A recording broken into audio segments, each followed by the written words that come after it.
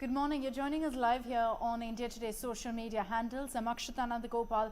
This Friday morning, I'll be rounding up all the top stories that you need to know about, beginning with UK Prime Minister Boris Johnson's day 2 here in India. Today is the day he's going to be meeting with Prime Minister Narendra Modi, a sit-down meeting where, of course, a lot will be discussed. To just round up for you what's on the agenda today, it's a two-day visit essentially by the UK Prime Minister. Yesterday was spent in Gujarat, today in Delhi. And already from early this morning, we've seen first his visit to Rashtrapati Bhavan in the forecourt, where we had the ceremonial welcome, the guard of honor that was accorded to the UK Prime Minister. So there was that moment between him and Prime Minister Modi. I'm not sure if you caught it, but the optics were great because both leaders have spoken very fondly of each other previously about them being friends as well. And Boris Johnson, soon after, when he interacted with the media, sent out a very warm message saying that, you know, he's never been accorded such a lovely, grand welcome, and saying that the reception that he got in Gujarat was something that perhaps jokingly he said he can't expect in many other parts of the world. And this was all with Prime Minister Modi right by his side. And this kind of optics essentially permeates through into the Indo-UK ties as well, because even early this morning, when Boris Johnson spoke about how he's looking forward to the meeting with Prime Minister Modi, he referred to him as my friend Narendra Modi. And that tells you really what the relations are like between the two leaders. So if at the Rashtrapati Bhavan it was more of a meet and greet, later today, when the meeting between Prime Minister Modi and the UK Prime Minister Boris Johnson happens, this time it's going to be all business. And the number one issue that will be talked about, considering it's happening amid that war in Ukraine, is going to be exactly that. So first is the meeting with External Affairs Minister S. Jaishankar. If I'm not wrong, it's already started. And then later there's the meeting with Prime Minister Modi. There's going to be a number of takeaways in the sectors of trade, in the energy sector, defense, etc. You know, Boris Johnson, the UK Prime Minister, is going to be pushing for a free trade deal. So there's lots that's expected as big takeaways. Perhaps post 2 p.m. is when we're expecting there will be an interaction with the media, where the signing of the memorandums of understanding will happen as well. And that will give us a sense of really what are the big takeaways of this visit by the UK Prime Minister. Mind you, it's the first one by Boris Johnson since he became the Prime Minister.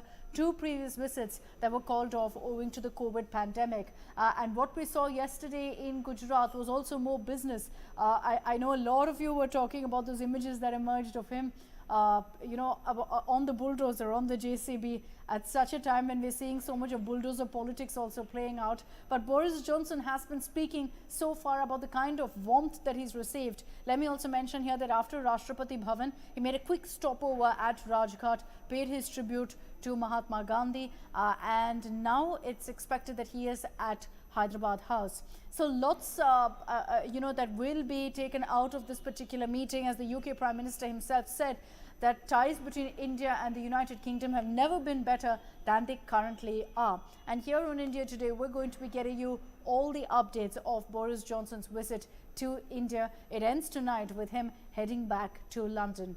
The other story that I want to tell you about is something that came in early this morning of an encounter in Jammu. This happened in Sunjwan early this morning at about 4 a.m. The information we have is that two terrorists, reportedly Jaish-e-Mohammed terrorists, attempted a grenade attack at a CISF vehicle, opened fire at this vehicle, which had about 15 personnel on board.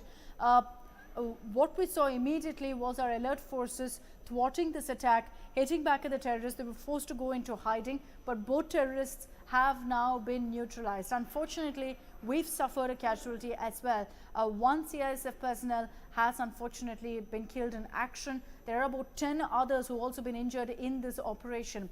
But the two terrorists who've been gunned down, the identities are yet to be known, but at this point it's suspected that they were Fidaian attackers, that they infiltrated into India just a few days ago. So they are foreign terrorists. Beyond that, the kind of arms and ammunition that they have is shocking, because the images that we've received is of AK-47 strewn around. One of them is wearing a suicide vest as well. So clearly they were planning something very big. They were planning a major terror attack. And the timing of it, the reason these terrorists were planning this kind of an attack is because just 2 days from now, Prime Minister Modi is going to be in Jammu. He's going to be there to address a massive rally where you're going to see a lot of panchayat leaders present. This is going to happen in Samba sector. So it's because of that that security has also been heightened. As we speak, another encounter in Baramulla where 4 terrorists have also been gunned down. But this is a big operation by our forces, particularly the one that I told you about in Sunjuan, because of the fact that one of the terrorists wearing a suicide vest, the fact that they targeted a CISF vehicle, the grenade, all of that is very similar to modus operandi that we've seen before in the valley. This time around, our alert forces who had some intel that, these terrorists had crossed over, were heavily armed, and hence had ensured that they beefed up security around this entire area.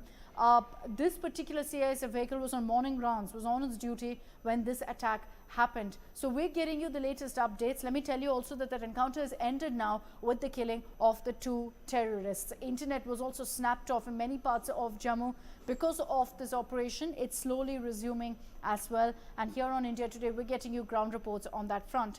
This Friday, let me just also round up for you all the updates on the COVID front. I know that a lot of you are concerned with regards to what the situation is as far as coronavirus is concerned.